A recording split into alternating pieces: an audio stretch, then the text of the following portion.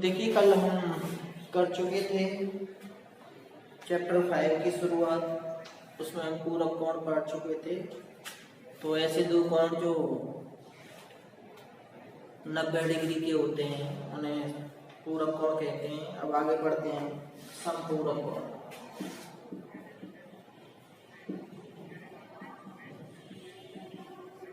समपूरक कोण क्या होता है? तो देखिए, जब मैं कल कह रहा था कि ऐसे दो कोण जिनका योग 90 अंश होता है उन कोणों को पूरक कोण कहते थे। अब है ऐसे दो कोण जिनका योग 180 अंश होता है। ठीक है, क्या होता है? 180 अंश होता है। तो ऐसे कोणों को हम समपूरक कोण कहते हैं। ऐसे दो कोण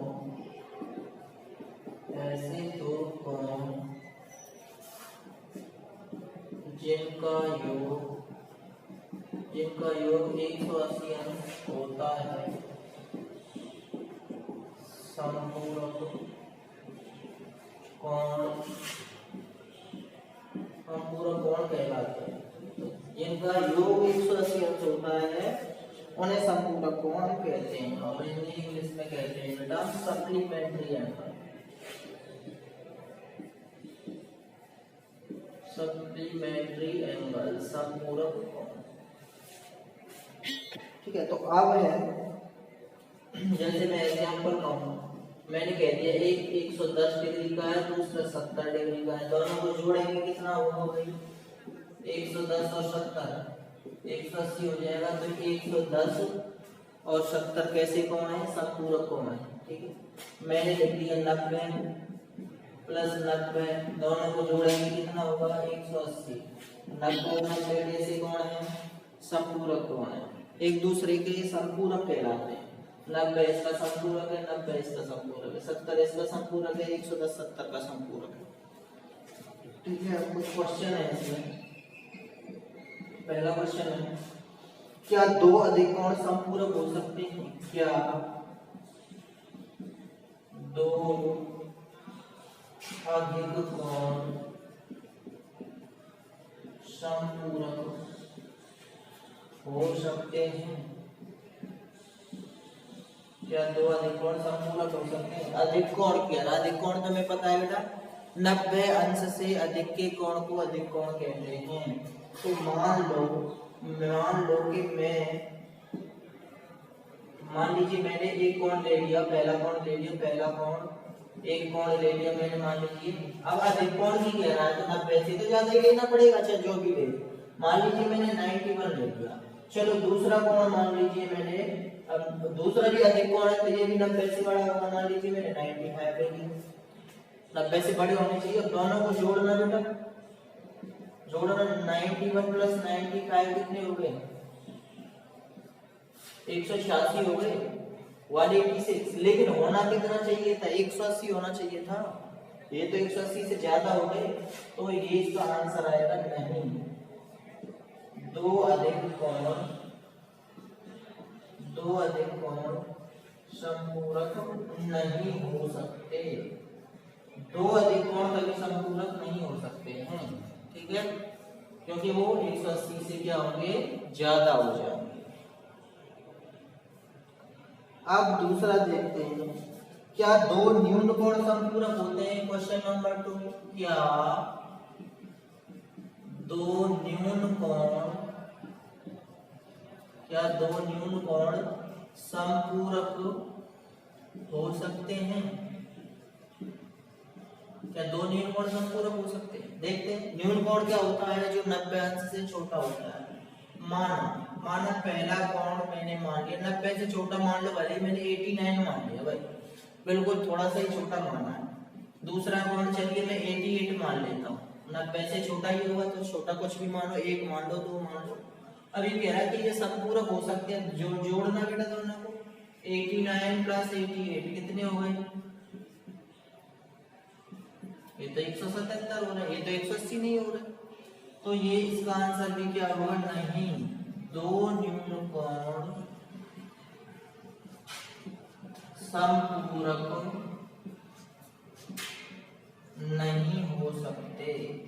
तो दो न्यून कोण भी क्या है, संपूरक नहीं हो सकते। तीसरा क्वेश्चन है इसी में, क्या दो समकोण संपूरक हो सकते हैं? क्या दो समकोण, क्या दो समकोण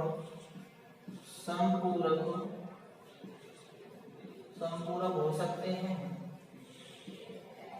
देखो मान लो, देखो दो समकोण है तो पहला कोण कितने का होगा, वो भी 90 का होगा। दूसरा कितने का होगा, जो समकोण है तो ये भी 90 का ही होगा। अब दोनों को जोड़ना बेटा, 90 और 90 कितने हो गए, ये तो 180 हो गए। तो इसका आंसर क्या होगा, हाँ दो समकोण संपूरक हो सकते हैं। ना तो दो अधिक कोण संपूरक हो सकते हैं, ना दो न्यून कोण संपूरक हो सकते हैं, दो समकोण ही केवल संपूरक हो सकते हैं। ठीक है,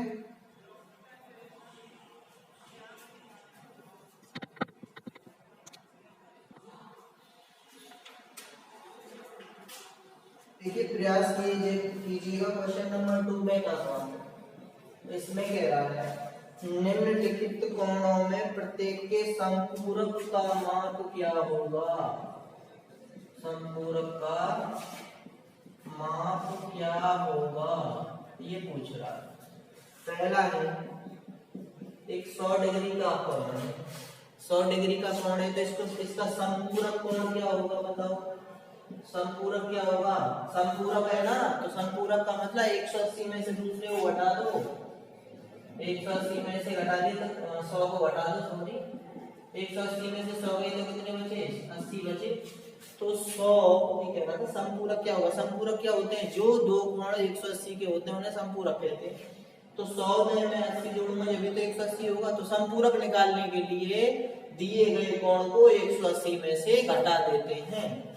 ठीक है, दूसरा है 90, 90 का संपूरक क्या होगा, तो इसका संपूरक क्या होगा बेटा, संपूरक होगा 180 माइनस 90, तो कितना हो जाएगा 90, 90 में 90 जोड़ूंगा जब भी तो 180 होगा। तीसरा कह रहा है 55 डिग्री का संपूरक क्या होगा बताओ, तो संपूरक क्या होगा 180 में से 55 को घटा दो, कितना बचा 25 डिग्री बचा। ठीक है,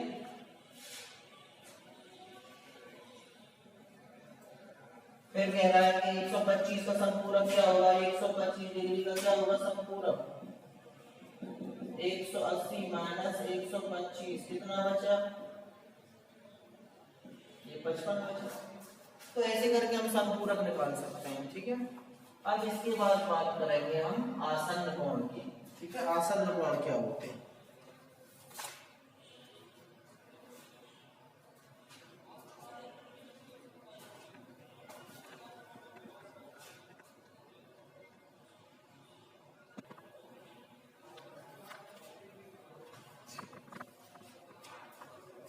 अब बात करते हैं बेटा आसन्न कोण की। क्या, आसन्न कोण ये होते हैं एडजेसेंट एंगल्स। एडजेसेंट एंगल्स क्या होते हैं,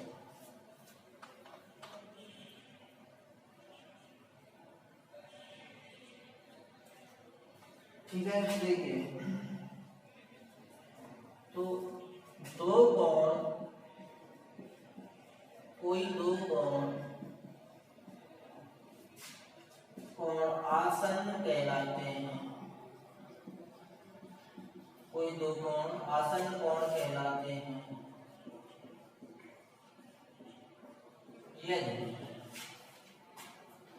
यदि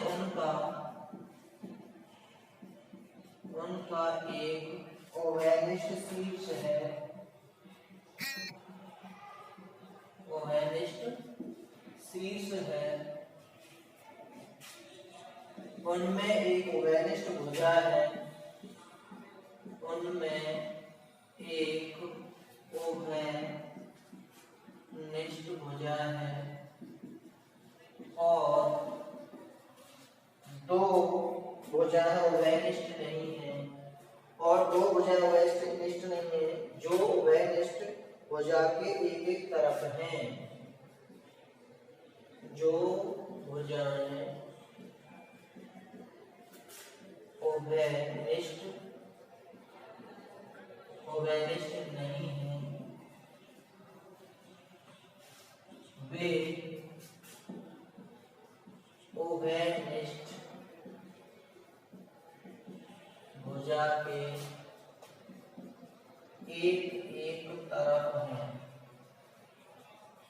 समझो बेटा बात को, ये कह रहा है कोई दो कोण आसन्न कोण कहलाते हैं, एडजेसेंट एंगल कहलाते हैं यदि उनका एक ओवेनिस्ट बिंदु हो। जैसे मैंने ये कह दिया मेरे दो कोण ये हो गए भाई, ये दो कोण हो गए, ए लिख लूं यहाँ पे बी लिख लूं यहाँ पे सी। ये कह रहा है कि दो कोण है जिनका ओवेनिस्ट बिंदु है, ये ओ बिंदु दोनों में काम कर रहा है। देखो ओवेनिस्ट बिंदु हो गए, ये पहला पॉइंट तो ये हो गया हमारा ए ओ बी, एंगल को बीच में पढ़ते हैं, ओ पे बन रहा है ना एंगल, जैसे बीच में पढ़ेंगे ए ओ बी, या ऐसे पढ़ लो बी ओ ए, ऐसे कभी नहीं पढ़ेंगे ए बी ओ या बी ए ओ, ये हमेशा बीच में आएगा वर्टेक्स, ठीक है।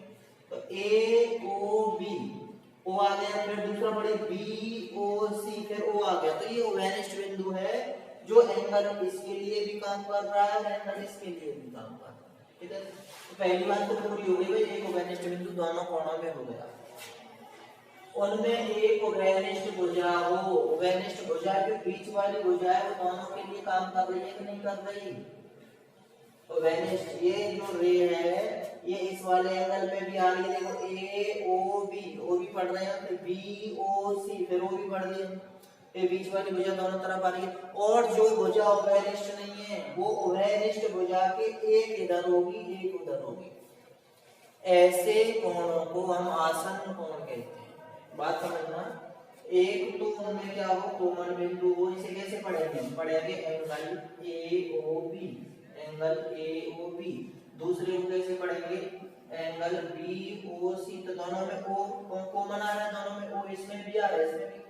फिर दो एक जो भुजा है ओ बी, देखो ओ बी इसमें भी और ओ बी इसमें भी है, तो कॉमन भुजा होगी। और जो नॉन कॉमन आ रहे हैं, जो ओवेनिस्ट भुजा नहीं है, वो ओवेनिस्ट के एक इधर है एक इधर, ऐसे कोण को आसन्न कोण कहते हैं, ठीक है। अब जैसे ये मेरा एग्जांपल हो गया, मान लीजिए मैंने एक फिगर दे रखा है, ये क्या है? क्या ये आसन्न कोण है? बताओ। बिल्कुल है। इसमें ये बिंदु देखिए दोनों में काम करेगा, ये कॉमन भुजा हो गई तुम्हारी और ये नॉन कॉमन हो गई, ठीक है। मान लीजिए मैंने एक, तो ये तो हो गया, ये तो यस है, ये तो आसन्न कोण है।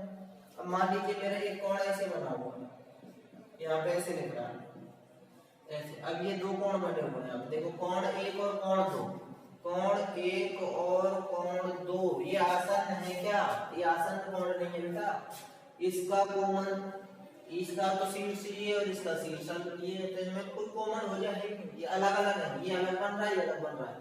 लेकिन ये देखिए ये दो कोण एक और ये दो, ये एक कहां पे यहाँ से बना, दो भी कहां पे यहाँ पे बना, ये अलग बन रहा है और ये अलग बन रहा है। ऐसे इसमें बात है कि एक ही पॉइंट पे दो बन रहे थे, तो ये आसन्न कोण है। ये एक पॉइंट पे दो नहीं बन रही, इस पॉइंट पे एक बन रहा है, फिर इस पे बन रहा है, तो एक और दो आसन्न कोण नहीं है, ये आसन्न कोण है, ठीक है।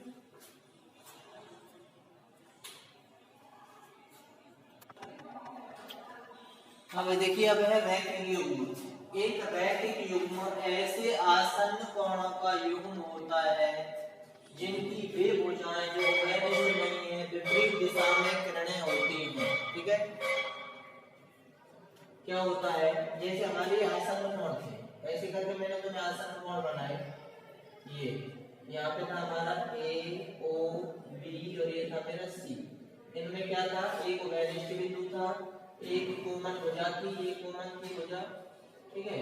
और दो नॉन कॉमन आती, जो भुजा ओवेनिस्ट नहीं थी, वो कॉमन की एक इधर थी एक इधर। अब ये कह रहा है कि ये आसन्न कोण ही रैखिक युग्म कहलाएंगे। कब? कि जो भुजा ओवेनिस्ट नहीं है वो एक सीधी रेखा बनाए या आमने सामने हो जाए। जैसे ये तो इधर है, यहाँ पे क्या है, ये ओ ए तो इधर है, अब ये जो ओ सी है ना, ये इसी के सामने हो जाए, ऐसे हो जाए, तो इस वाले एंगल को कहते हैं हम, क्या कहते हैं? रैखिक युग्म। ये जो बनेंगे दो कोण, ये रैखिक युग्म होते हैं। ये क्या कह रहा है कि जो ऐसे आसन्न कोणों का, ये आसन्न कोण जिनकी वे भुजाएं जो उभयनिष्ठ नहीं है, उभयनिष्ठ मतलब कौन सी भुजा थी, भुजा जो भुजा उभयनिष्ठ नहीं थी वो कौन कौन सी थी, ओ ए थी और क्या थी, ओ सी थी। विपरीत दिशा में किरणें होती हैं, एक किरण इधर है तो दूसरी अगर इधर हो जाए, ये ही भुजा है तो इधर है, अब ये ही खिंच के कैसे हो गई, ये ही कैसे हो गई, अब सामने घूम के ऐसे हो गई। तो ऐसे अगर एक सीधी लाइन बना देती है ये विपरीत किरणें, तो ये जो कोण बनेंगे, कोण एक और कोण दो, ये रैखिक युग्म कहलाते हैं, ठीक है।